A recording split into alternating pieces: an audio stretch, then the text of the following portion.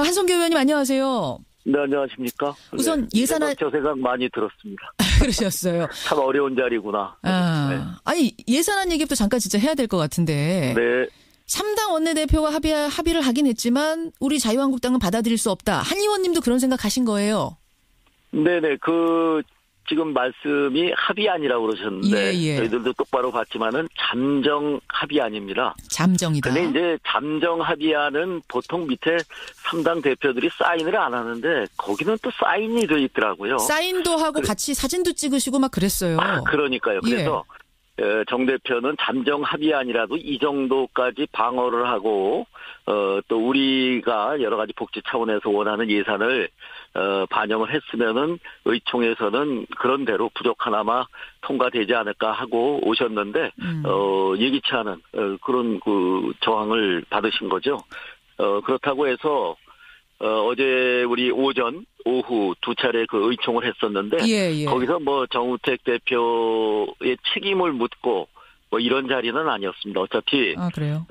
민주당과 국민의당 두 당의 밀실 야합. 한쪽은 국가 예산을 자기들이 원하는 만큼 이렇게 차지하고 한쪽은 자기들 지역 예산을 서로 바터제로 주고받았기 때문에 이제 수적으로 과반수가 넘어서요. 저희들이 어떻게 할 도리는 없었고 의총이 길어졌던 이유는 과연 이런 부당한 일을 어떻게 국민들에게 알릴 수 있을까? 행동 수칙은 어떻게 해야 되는가? 거기에 대해서 방법론이 굉장히 길었습니다. 그것이 주였지. 정우택 대표의 책임을 묻고 이런 것은 알겠습니다. 정우택 원내대표의 책임을 물었느냐 아니냐는 이제 중요한 부분은 아닌 것 같고 다만 정우택 원내대표에게 모든 권한을 위임해서 그분이 가서 합의까지 하고 잠정 합의라고 좀 말씀하셨습니다만 어쨌든 사인을 하고 같이 사진을 찍고 이렇게 한 내용에 대해서 당내에서 받아들이지 않고 뒤집는 바람에 여러 가지 혼란이 벌어진 이 상황에 대해서 국민들은 좀 눈살 찌푸리시는 분들이 꽤 많으세요. 게다가 마지막에 불참까지 한 부분에 대해서 말입니다. 지금도 이제 김현정 앵커께서 이렇게 눈살 찌푸린다 하고 단정적으로 말씀을 하시니까 그렇게 이제 더 강하게 느끼실 텐데 이 잠정 합의안이라고 분명히 말씀을 드렸고 정우택 대표도 이것은 잠정 합의안으로 이렇게 했습니다. 여러분의 의견을 묻겠습니다 하고 회의가 진행이 됐거든요. 그래서 예전에 민주당 17대 국회 같은 때는 박근혜 대표 시절에 야당 대표가 9분인가 바뀐 적이 있습니다. 그 과정 중에도 여야 합의, 잠정도 아니고 합의안이 이게 합의가 됐는데 의총에서 부결돼 갖고 책임을 지고 이제 물러나는 경우도 있었죠.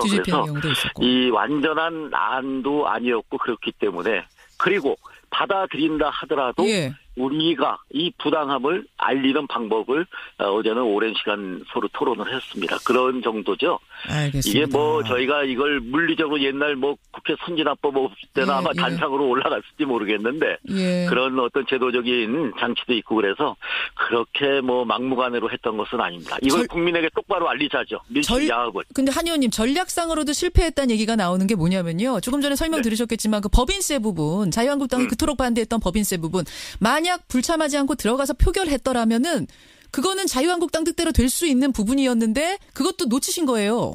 아니 그거는 잘못 짚으신 건데 만약에 우리가 들어가서 표결을 했으면요. 민주당과 국민의당은 분명히 전체 찬성표를 눌렀을 겁니다. 그런데 저희가 불참을 했기 때문에 의결 정족수는 이미 달성이 됐었고 제적 과반수를 넘기는 것은 분명히 했기 때문에 그분들이 이 법인세 전체에 대해서 반대하는 게 아니고 제가 짐작컨대는 민주당이라든지 좀 진보 좌파적인 성향의 경제 이론을 갖고 계신 의원들께서는 2천억 기업에 대해서 25% 법인세를 부과하자가 민주당 아니었는데 그거 너무 과하다. 그래서 이제 합의된 것이 3천억 기업으로 됐거든요. 그거에 대한 불만의 표시지 만약에 우리가 들어가서 표결에 참여했으면 절대 그런 결과 안 나왔습니다. 표심이 바뀌었을 거다. 들어갔었으면. 그렇게 보시는 거예요. 그들이 야합을 했기 때문에 이걸 통과시키는 것이 그들의 명제였어요. 알겠습니다. 그러니까, 자유한국당의 입장. 밀실 야합이었기 때문에 우리는 참여할 수 없었다. 지금 이런 입장, 그리고 이런 어제 말씀이에요. 느낀 것은 대한민국이 1여 2야가 있는 게 아니고 1여 1야가 있다는 것을 뼈저리게 느꼈습니다. 국민의당은 야당이 더 이상 아닙니다. 여당 이중대라고 보시는 거예요?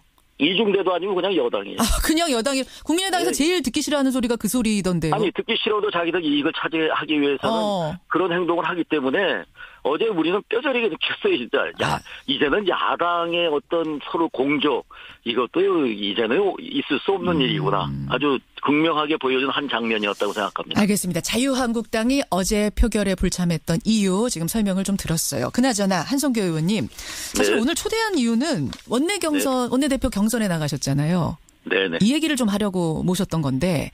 감사합니다. 경선 출마 선언을 제일 먼저 하셨는데 그때 일성이 뭐였는 거 하니 홍준표 대표의 언사가 도를 넘은 지 오래됐다. 홍 대표 사당화를 막겠다. 그러셨습니다. 네. 네, 그렇습니다. 지금 정말로 자유한국당이 사당화돼 가고 있다고 보시는 거예요? 저희가 사실 어떤 패닉 상태에 빠져 있다는 것은 뭐 짐작하고 계시지 않습니까? 여러 가지 뭐 대통령의 탄핵이라든지 구속이라든지 대선 패배라든지 그 뒤에 뭐 어떻게 숨 쉴 틈도 없었고 숨 쉴 자격도 뜻이 죽어서 이렇게 사는 그런 가운데 사실 홍준표 기가 많이 죽어 있는데 홍준표 대표 같은 성격의 대표는 우리에게는 이 시기에 굉장히 필요한 대표라고 저는 생각을 합니다.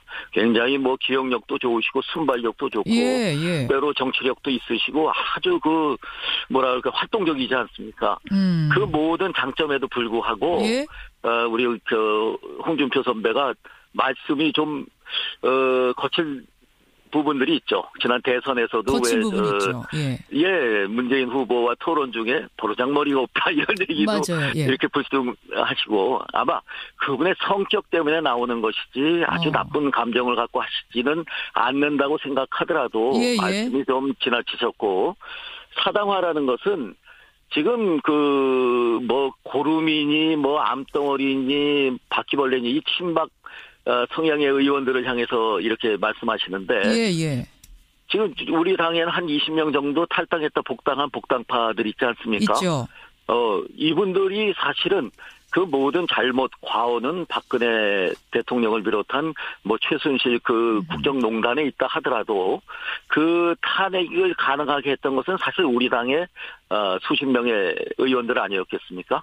그분들이 그러한 좌파 정부를 만들고 나가서 자기들의 정치 실험을 실패하고 돌아왔는데 물론 돌아온 탕화를 따뜻하게 맞이하는 부모의 마음도 있을지 몰라도 대부분 사무총장을 비롯해서 대부분의 주요 당직을 그들에게 맡겼고 이제는 홍 대표가 미는 듯한 후보를 당선시키기 위해서 나간다. 그것이 바로 한쪽 세력은 괴멸시키고 한쪽 세력으로 앞으로 가겠다. 그 선두에 아마 홍준표 대표 본인이 서겠다는 뜻을 분명히 이 말씀이라든지 행동에서 보여주고 있는 것으로 아니 홍 대표가 미는 후보가 지금 있다고 보시는 거예요? 그건 다 우리 기자들도 다 짐작하고 있고. 아니 기자들이 쓰기로는 김성태 의원 이야기를 하는 걸 제가 보긴 했습니다만 홍준표 대표는 기사를 많이 봤습니다. 절대 아니라고 하시던데요. 난 민 적 없다. 누구도. 근데 미국 출장 가셔갖고 저도 한번 물어봤어요. 대표님 진짜 김성태 의원 미는 거예요? 그러니까 난 그런 얘기 한 적이 없고 투쟁력 강한 사람 해야 된다고 얘기했어. 그러더라고요. 그런데 기자들은 취재를 그냥 했겠습니까? 그런 것들이 사당화의 증거다 이런 말씀이세요? 그렇죠. 예전에는 정말 제왕적 당 총재가 존재하던 시절 16대까지는 원내 대표가 아니고 원내 총무였습니다. 그래서 당 총재가 지시하는 일을 원내에서 심부름을 하는 총무였어요. 알겠습니다. 그런데 17대 김동영 의원부터 원내 대표가 돼서 원내가 독보적인 역할을 할 수 있는 계기가 됐죠. 알겠습니다. 지금 이제 시간이 없어서 제가 마지막 질문이자 홍준표 대표의 반론으로 마무리 질문 드려야 될 것 같은데 홍준표 대표가 뭐라고 했냐면 박근혜 사당화, 박근혜 사당 밑에서는 고위공직과 당 요직을 차지하며 전행하던 사람들이 수양버들처럼 그렇게 흔들리던 사람들이 이제 와서 홍준표 사당화 운운하는 거 가소롭다. 이렇게 말씀하셨거든요. 제가 느끼기에는 저는 박근혜 대표 시절에 2007년까지 대변인 2번을 해서 누구보다 잘 아는데 사당화된 적은 제 느낌에 그렇게 없었습니다. 제가 그 안에 있어서 못 느꼈는지 모르고 그리고 저는 고위 당직을 했던 사람도 아니고 호가호위했다고 평가받는 사람도 아닌 입장에서 이렇게 얘기를 하면 아무리 그분들이 그런 분들이라도 저기 혹시 김현정 앵커 고름 아세요? 고름? 고름 알죠. 예. 아침 시간에 이런 좀 불결한 예. 물질 얘기해서 죄송한데 괜찮습니다. 그런 식으로 비유할 수는 없는 거죠. 근데 어제 홍준표 대표가 뭐라 그랬냐면요. 그럼 고름을 고름이라 그러고 암덩어리를 암덩어리라 그러지 암덩어리님 그러냐라고 어제 그러셨어요. 그러니까 당 대표로서 최신이 떨어지는 거죠. 그렇게 말 한마디 한마디에 다 그렇게 장난기 섞인 그런 얘기하시면 진짜 당 대표로서의 품위가 떨어지는 것입니다. 알겠습니다. 그것이 안타까울 따름이죠.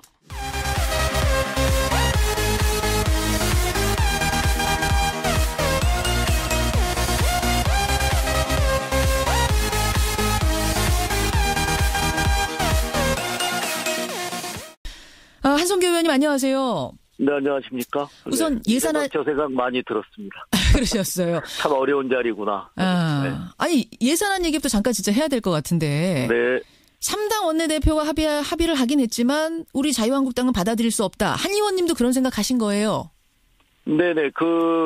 지금 말씀이 합의안이라고 그러셨는데 저희들도 똑바로 봤지만은 잠정 합의안입니다. 잠정이다. 근데 이제 잠정 합의안은 보통 밑에 3당 대표들이 사인을 안 하는데 거기는 또 사인이 돼 있더라고요. 사인도 하고 같이 사진도 찍으시고 막 그랬어요. 그러니까요. 그래서 정 대표는 잠정 합의안이라도 이 정도까지 방어를 하고 또 우리가 여러 가지 복지 차원에서 원하는 예산을 반영을 했으면은 의총에서는 그런 대로 부족하나마 주였지 정우택 대표의 책임을 묻고 이런 것은 알겠습니다.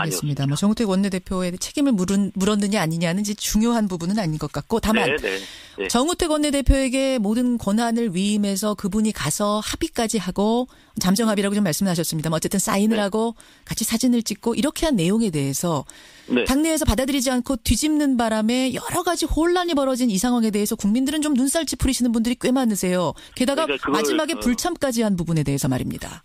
지금도 이제 김현정 앵커께서 이렇게 눈살 찌푸린다 하고 단정적으로 말씀을 하시니까 그렇게 이제 더 강하게 느끼실 텐데 이 잠정 합의안이라고 분명히 말씀을 드렸고 정우택 대표도 이것은 잠정 합의안으로 이렇게 했습니다. 여러분의 의견을 묻겠습니다 하고 회의가 진행이 됐거든요. 그래서 예전 통과되지 않을까 하고 오셨는데 예기치 않은 그런 저항을 받으신 거죠.